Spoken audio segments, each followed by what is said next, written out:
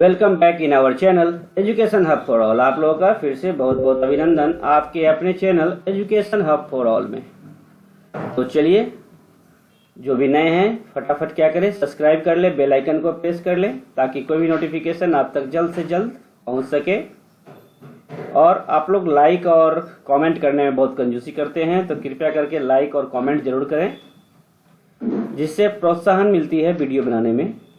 मेरी वीडियो बनाने की मकसद सिर्फ इतना सा है कि वैसे छात्र छात्राएं जिनके पास प्रॉपर ढंग से पठन पाठन की सामग्री नहीं पहुंच पाती है, उन तक मैं एक छोटा सा मदद पहुंचा सकूं। मेरी एक कोशिश है थोड़ी सी मैं मदद कर सकूं, जिससे वो अपने लाइफ में कुछ अच्छा कर सके। बस यही मेरी मकसद है।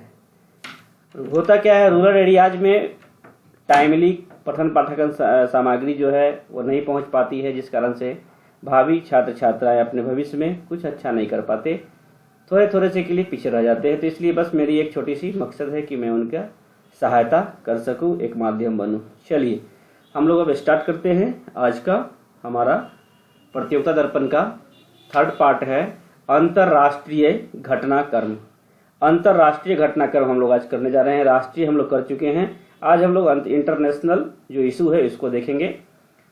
उसके बाद फिर हम लोग विविध है और जाके नवीनतम कुछ भी है उसे देखेंगे, क्या नियुक्ति है। जैसे कि आप देख लें कि आज की एक करंट खबर क्या है, तो रेलवे बोर्ड के नए चेयरमैन बन गए हैं। सीईओ कौन बने हैं, तो सुनीत शर्मा। पहले कौन थे, VK यादव थे, और 1 जनवरी से अब सुनीत शर्मा हो गए हैं। अब केंद्रीय कैबिनेट ने किस एयर डिफेंस मिसाइल प्रणाली के निर्यात की मंजूरी दी है, तो वो दी है आकाश को। आकाश की अब निर्यात की जाएगी हम लोग के देश में। स्वदेशी निर्मित जो है मिसाइल आकाश, 30 दिसंबर को यह फैसला लिया गया है। 9 देशों ने रुचि दिखाई है इसे लेने में। और आकाश के बारे में बताया तो इसकी मारक क्षमता 25 किलोमीटर है। 25 किलोमीटर दूरी से आने वाले कोई भी हमारे शत्रु का मिसाइल वगैरह कुछ होगा तो उसे वहीं पे वो मार गिराएगा। 2014 में वायुसेना में इसको शामिल किया गया था, तथा 2015 में इंडियन आर्मी इसे अपने उसमें शामिल किए थे। इंडियन आर्मी में 2015 में शामिल हुआ और वायुसेना में 2014 में शामिल हुआ। इसरो के नए चेयरमैन इसरो के चेयरमैन के सिवन का कार्य विस्तार कब तक के लिए किया गया है, तो 1 साल यानी कि 14 जनवरी 2022 तक के लिए उनका बढ़ा दिया गया है। और उनका कार्यकाल खत्म कब हो रहा था, तो 14 जनवरी 2021 को इनका कार्यकाल खत्म हो रहा था। अब असम सरकार ने क्या किए, एक विधेयक पास की है क्या कि असम निरसन विधेयक 2020 का मंजूरी दिया है, जिसमें क्या होगा, जितने भी सरकारी मदरसा हैं उसे अब सामान्य स्कूल में बदल दिए जाएंगे। 30 दिसंबर को ये मंजूरी दी गई है। असम के शिक्षा मंत्री हेमंता बिस्वा शर्मा के द्वारा बताया गया है। जितने भी मदरसे हैं वो अप्रैल 2021 से उच्चतर primary high school primary school में तब्दील हो जाएंगे। असम सरकार इन सभी मदरसाओं पर हर साल 260 करोड़ रुपया खर्च करती थी। टोटल वहाँ 610 मदरसा सरकारी खर्च पर संचालित किए जा रहे थे। अब ऐसा नहीं होगा। विधेयक पास हो गया 30 दिसंबर को। तो असम की बात कर रहे हैं तो असम के शिक्षा मंत्री मैंने बताया हेमंता बिस्वा शर्मा, और गवर्नर वहाँ के हैं जगदीश मुखी, और मुख्यमंत्री हैं सोनोवाल, और राजधानी दिसपुर। तो ये कुछ बातें हैं जो 1 जनवरी की रिलेटेड ये कुछ खबर हैं।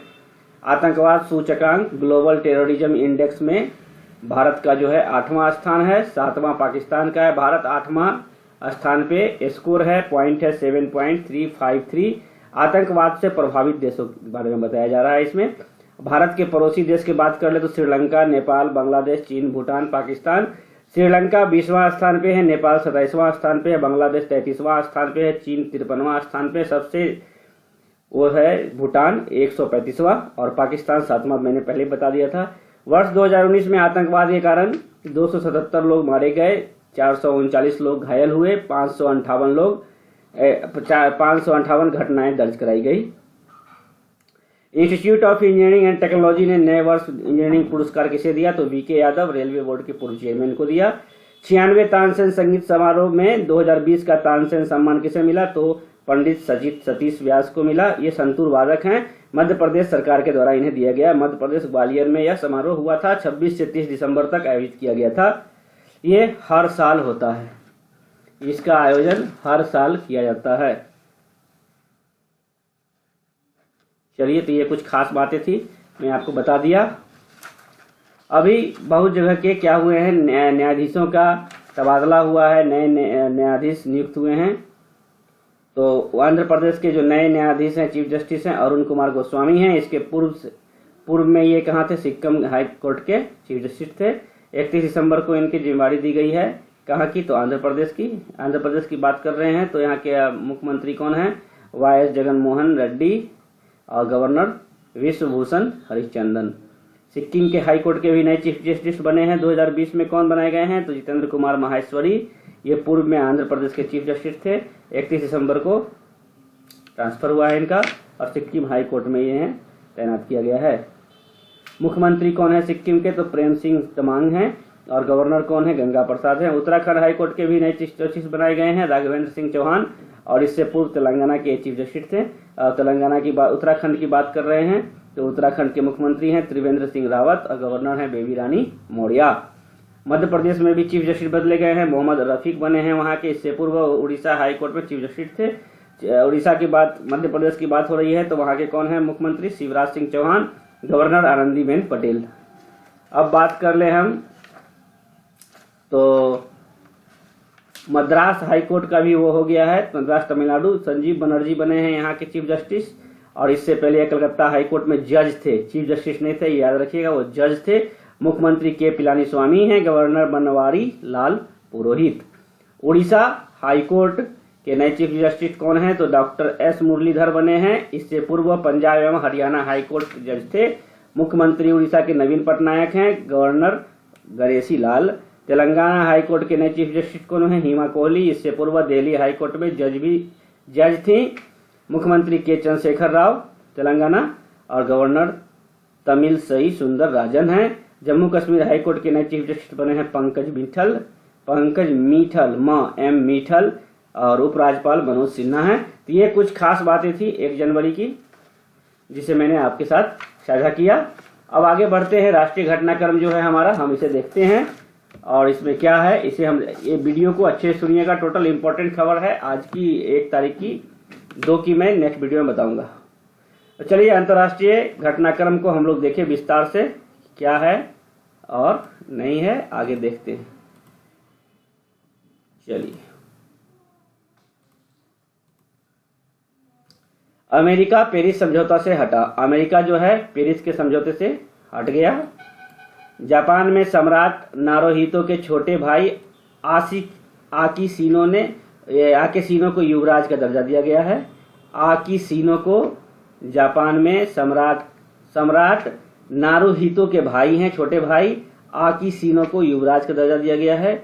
आसियान का 37वां शिखर सम्मेलन व संबंध बैठकें वियतनाम की मेजबानी में वर्चुअल तरीके से संपन्न हुई है। G20 15वां शिखर सम्मेलन वर्चुअल तरीके से संपन्न हुआ।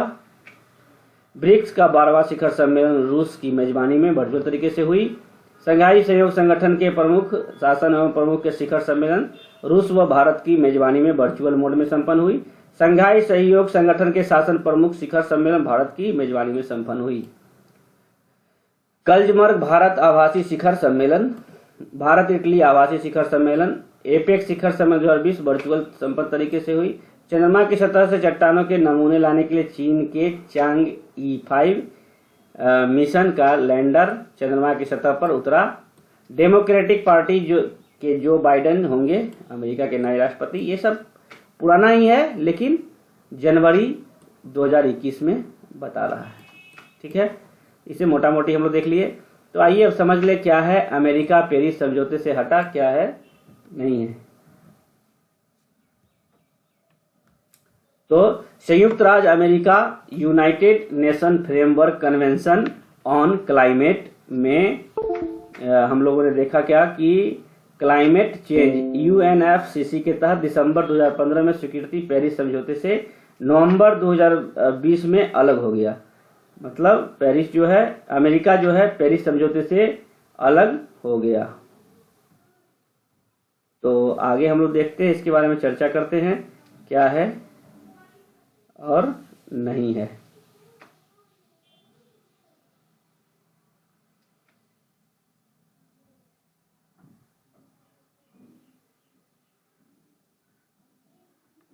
चलिए क्या है UNFCCC के तहत ये जो हुआ था दिसंबर 2015 में ही हुआ था।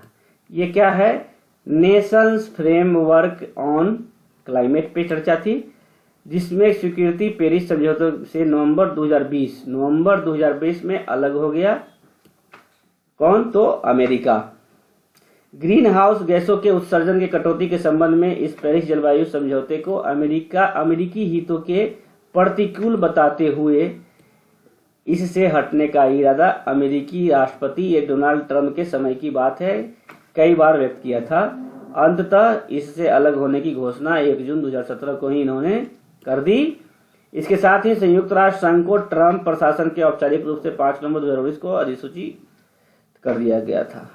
इस अधिसूचना के पश्चात 1 वर्ष की अनिवार्य प्रतीक्षा अवधि 4 नवंबर 2020 को पूरी हो गई, जिससे इस तिथि से अमेरिका इस समझौते से बाहर हो गया।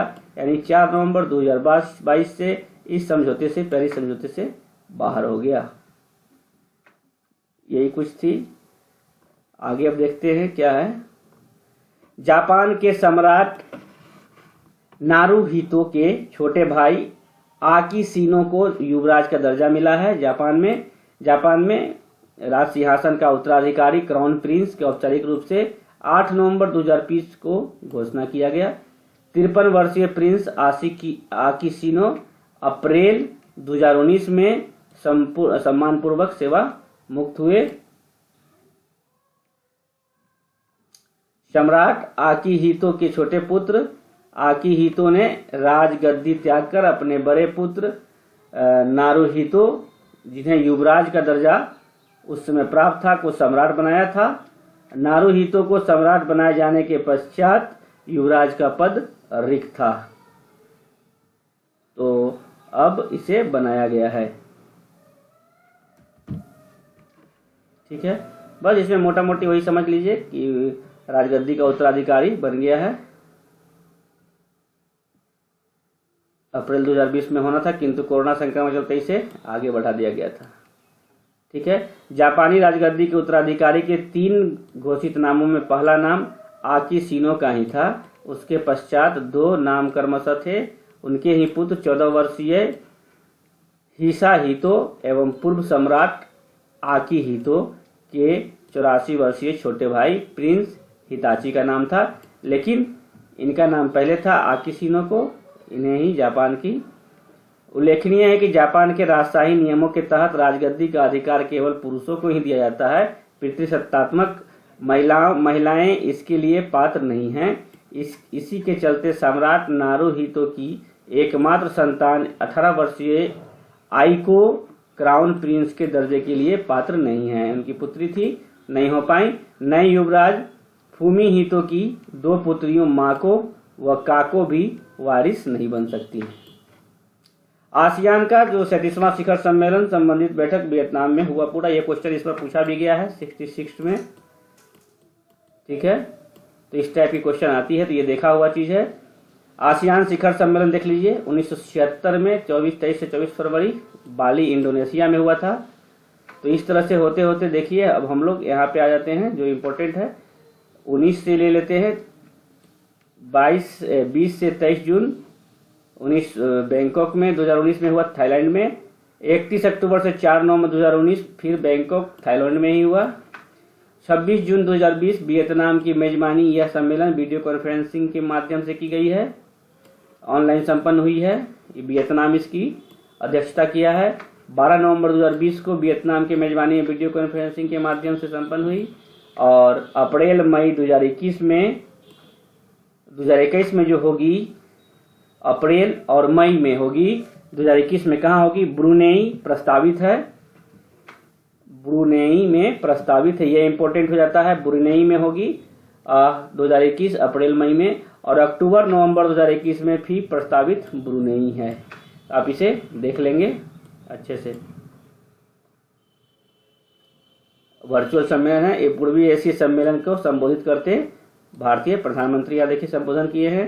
पूर्वी एशिया शिखर सम्मेलन को संबोधित करते विदेश मंत्री डॉक्टर एस जयशंकर ये किए हैं। Philippines, Vietnam, Brunei, Cambodia, Myanmar, Laos के संगठन ASEAN ASEAN association of south east Asian nation का 37वां सम्मेलन जो देखा वियतनाम की मेजबानी में वीडियो कॉन्फ्रेंसिंग के माध्यम से 12 से 15 नवंबर 2020 को आयोजित किया गया था।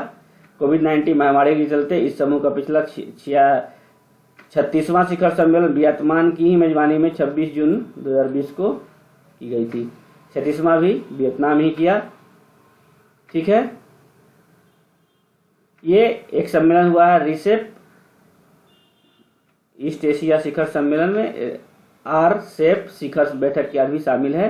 पहली बार आसियान के इस शिखर सम्मेलन में आसियान की महिला नेताओं का भी एक सम्मेलन संपन्न हुआ है। ऑनलाइन ही संपन्न इस सभी शिखर बैठकों की अध्यक्षता वियतनाम के प्रधानमंत्री गुएन सुआन फुक वियतनाम के प्रधानमंत्री की अध्यक्षता में हुआ है, ये याद रखेंगे। भारत आसियान का पूर्णकालिक सदस्य नहीं है तथा इस वार्ता का सहभागी डायलॉग पार्टनर की ही है, जिससे 12 नवंबर को आसियान भारत शिखर बैठक में इसने भाग लिया। मेंबर नहीं है पूर्णकालिक, ये पार्टनर होता है, डायलॉग पार्टनर है, जिसमें भारत का प्रतिनिधित्व प्रधानमंत्री नरेंद्र मोदी ने किया है। बाद में 14 नवंबर को वर्चुअल तरीके से संपन्न में 15वें पूर्वी एशियाई शिखर सम्मेलन भारतीय शिष्ट मंडल का नेतृत्व जो किए हैं विदेश मंत्री डॉक्टर एस जयशंकर के माध्यम से हुआ है। 15वें पूर्वी एशिया शिखर सम्मेलन में विदेश मंत्री डॉक्टर एस जयशंकर और 12 नवंबर को जो आसियान का शिखर सम्मेलन हुआ था उसमें नरेंद्र मोदी ने भाग लिया था वर्चुअल तरीके से। 12 नवंबर को आसियान देशों के राष्ट्र की बैठक में कोविड-19 महामारी से उत्पन्न चुनौतियां, इस महामारी से निपटने के लिए आवश्यक समाधानों और अर्थव्यवस्थाओं के पुनरुत्थान पर चर्चा मुख्यतः की गई। आसियान क्षेत्र में उत्पादन एवं व्यापारिक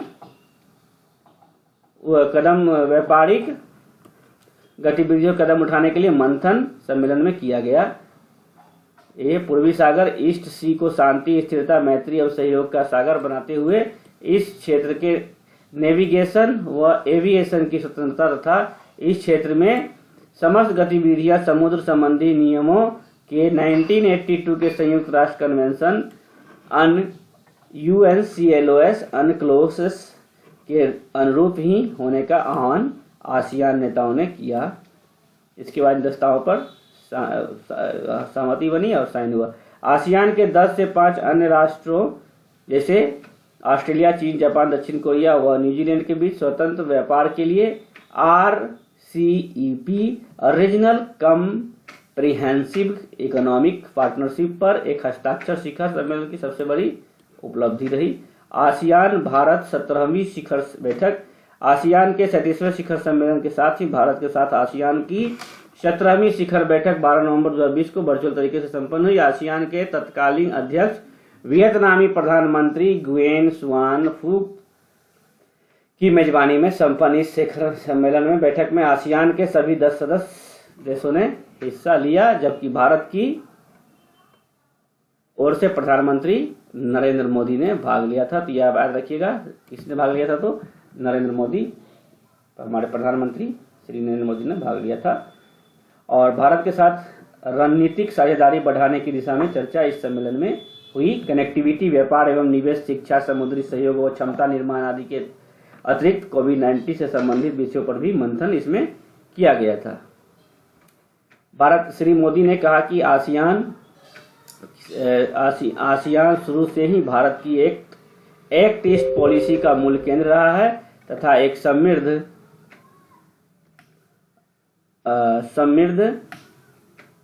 आसियान इस क्षेत्र में भारत के Indo Pacific vision, security and growth for all in the region SAGAR का केंद्र है।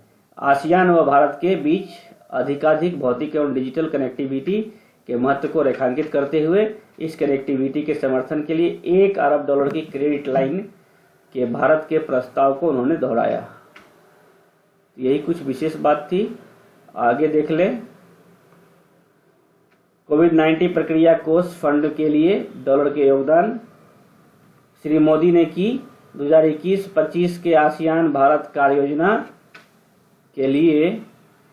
योजना Asian Indian plan of action for 21-25 इस सम्मेलन में स्वीकार की गई तथा सभी नेताओं ने इस कार्य योजना का स्वागत किया।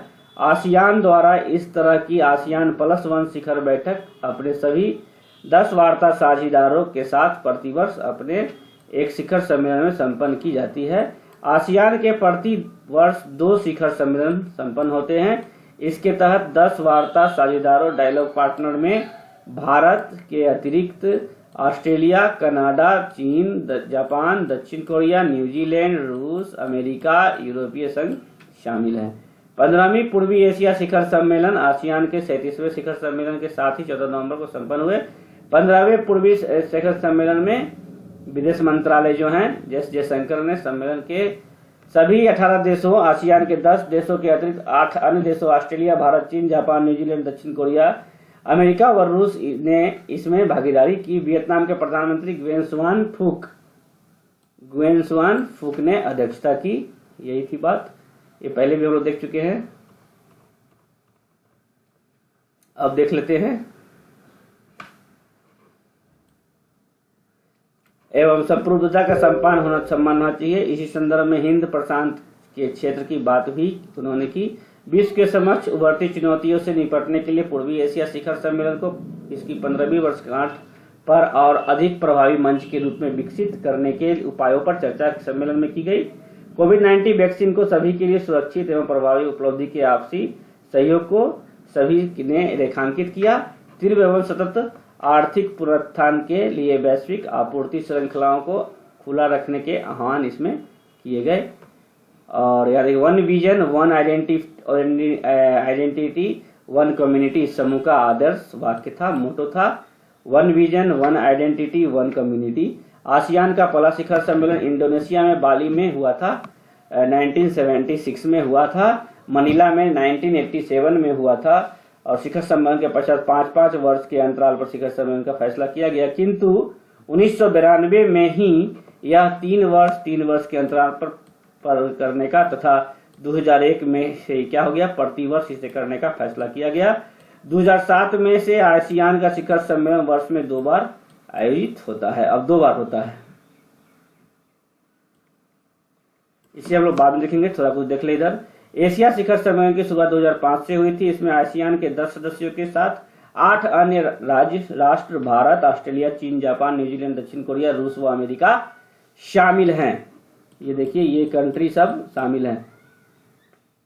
रूस व अमेरिका को 2011 में 6ठे पूर्वी एशिया शिखर सम्मेलन में ही इसमें शामिल किया गया था। 2011 से रूस व अमेरिका रिश्तों में मजबूती लाने के लिए भारत सहित अपने वार्ता भागीदार देशों के साथ अलग से सालाना शिखर सम्मेलन आसियान द्वारा प्रतिवर्ष संपन्न की जाती है। वर्ष 2020 में भारत के साथ ऐसी 17वीं बैठक आसियान सम्मेलन द्वारा संपन्न की गई थी। भारत व आसियान के बीच वर्तमान में 30 संवाद मंच डायलॉग मैकेनिज्म हैं जो नियमित आधार पर मिलते हैं। इनमें एक शिखर सम्मेलन, 7 मंत्रिय स्तरीय बैठक शामिल हैं। मंत्रिय स्तरीय बैठक विदेशी मामलों, वाणिज्य, पर्यटन, कृषि, पर्यावरण, अक्षय ऊर्जा व दूरसंचार के क्षेत्र में की है। G20 का 15वां शिखर सम्मेलन वर्चुअल तरीके से संपन्न हुआ। विश्व की विकसित एवं प्रमुख उभरती हुई अर्थव्यवस्था के मंच G20 का 15वां शिखर सम्मेलन सऊदी अरब की मेजबानी में हुआ। ठीक है, 2021-22 नवंबर 2020 को 21 से 22 नवंबर 2020 को ऑनलाइन संपन्न हुआ, वर्चुअल संपन्न हुआ।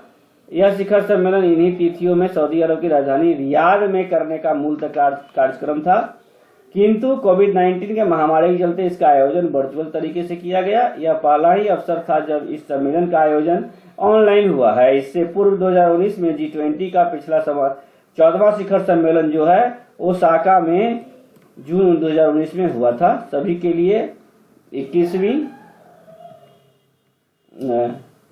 21वीं सदी के अवसरों का एहसास, realising opportunities of the 31st century for all 2 दिन चले इस शिखर सम्मेलन का थीम था। तथापि कोविड-19 महामारी के प्रभाव, भविष्य की स्वास्थ्य सुरक्षा योजना तथा वैश्विक अर्थव्यवस्था को पुनर्जीवित करने के लिए उठाए जाने वाले कदम तथा व आदि मुद्दे पर इस सम्मेलन में चर्चा के मुख्य मुद्दे रहे। भारतीय प्रधानमंत्री श्री मोदी ने इस शिखर सम्मेलन को दोनों दिन 21 व 22 नवंबर को संबोधित किया। तो आइए अभी इधर देख लेते हैं आसियान का संक्षिप्त परिचय। आसियान क्या है? आसियान दक्षिण पूर्व एशिया के 10 राष्ट्रों का एक संगठन है जिसकी स्थापना 8 अगस्त 1967 को मूलतः 5 देशों में, जैसे कि आसियान का जो किया गया था 5, Indonesia, Malaysia, Philippines, Singapore, Thailand द्वारा आसियान घोषणा पत्र बैंकॉक घोषणा पत्र पर हस्ताक्षर के साथ ही हुई थी। 1984 में ब्रुनेई उसका 6ठा सदस्य बना। 1995 में वियतनाम, 1997 में लाओस व म्यांमार तथा कंबोडिया, 1999 में इसका सदस्य बना जिसमें इसके सदस्य देशों की संख्या अब 10 है।